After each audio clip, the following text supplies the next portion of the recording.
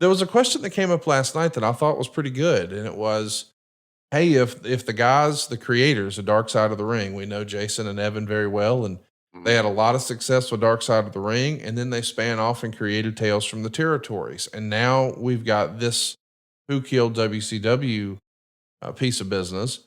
Is there another story like the WCW story that could be like a mini series like this, 4 or 5 episodes, something like that? And if that topic is out there, Jim, what topic would you prefer that they try to tackle next? Well, maybe the Attitude Era. The Attitude Era was the most successful period of time that I can think of off the top of my head uh, regarding wrestling. All the stars that came out of that Attitude Era cocoon were impressive. The results spoke for themselves. It made millionaires out of wrestlers that just had hope. Then they had money because the combination of all the elements fit. So I think the Attitude Era, and my point might be to you, why do you think that the Attitude Era faded away? Why would it fade away when you had that talent roster that we had, and how impressive they were in that world, in that presentation, in that feel? So the Attitude Era might be something that somebody could go back and research and play with. But I there are others. There's an endless trail of stories that could be featured if one wanted to pursue them.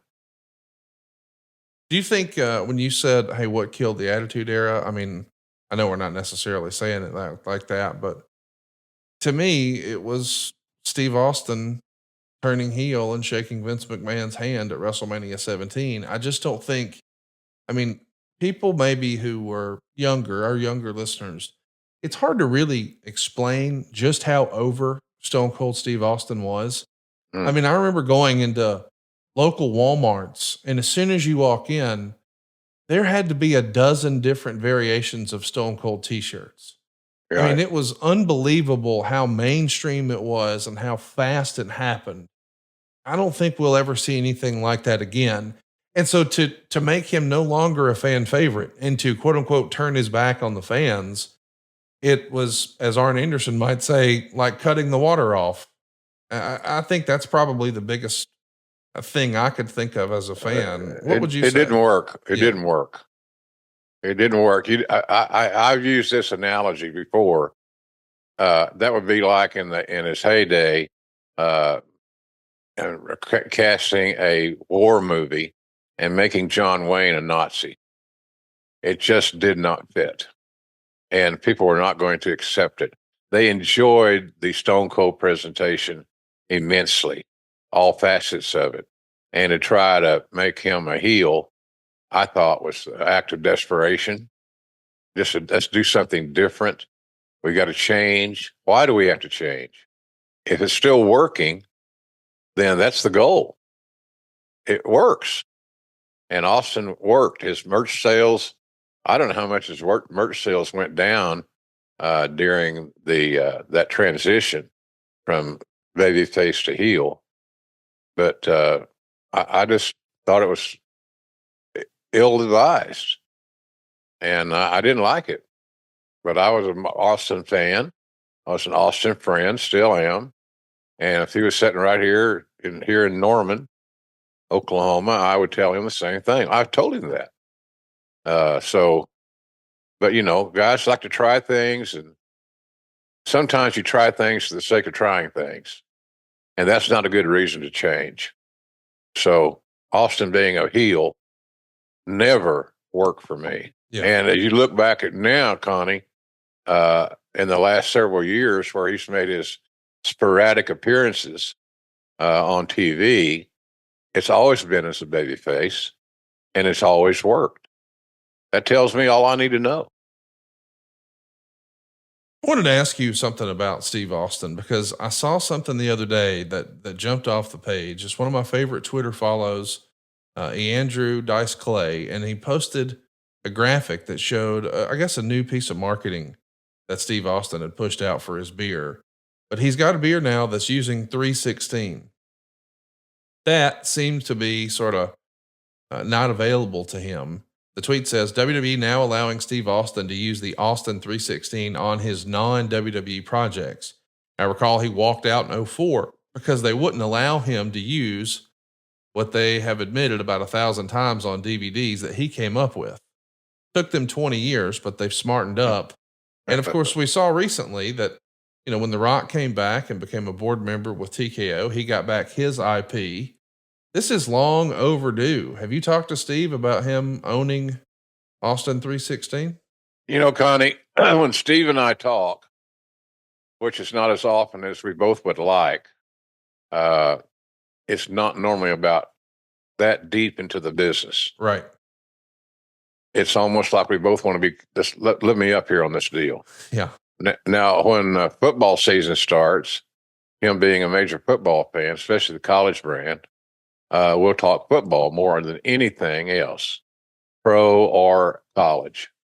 And, he's come to my home here in Norman. He stayed with Jan and I. I've taken him to OU games. He's a huge hit, I can tell you that. The kids loved it when he's on the sideline or he's around. But he's he's a hell of a guy that is more diverse socially than just talking about wrestling. Yes. Sometimes I think he'd rather not talk about it. Yeah. But I'm still a big Steve Austin fan, and his legacy is going to last forever and ever in the annals of pro wrestling, and as it should. Nobody impacted the business any stronger than him. I mean, he was the guy. So I've always been a Steve Austin advocate. Sometimes to maybe a little overkill on my end, because I believe in the character. I still believe in what he represented, and we were lucky to have him.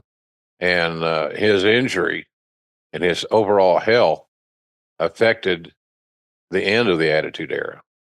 He was the Attitude Era. Yes. He was the guy. I think we can all agree on that. And when he got hurt and he couldn't be 100%, and, injuries kept nipping him in the ass, it was hard. It was hard. When I was booking the house shows, the live events, or the premium, not the premium live events, but the regular live events, he was just special. I mean, he was a difference. When you could book a card, Connie, with Austin on it, and then even better yet with Rock on it, you drew money, and that was always the bottom line. Or let's draw money and pay these guys. So during those, I went back and looked at some data the other day that had the pay sheets, and even in these live events, the pay sheets reflected talents that were not in the main event making an enormous amount of money, because the ticket sale grosses, were outstanding.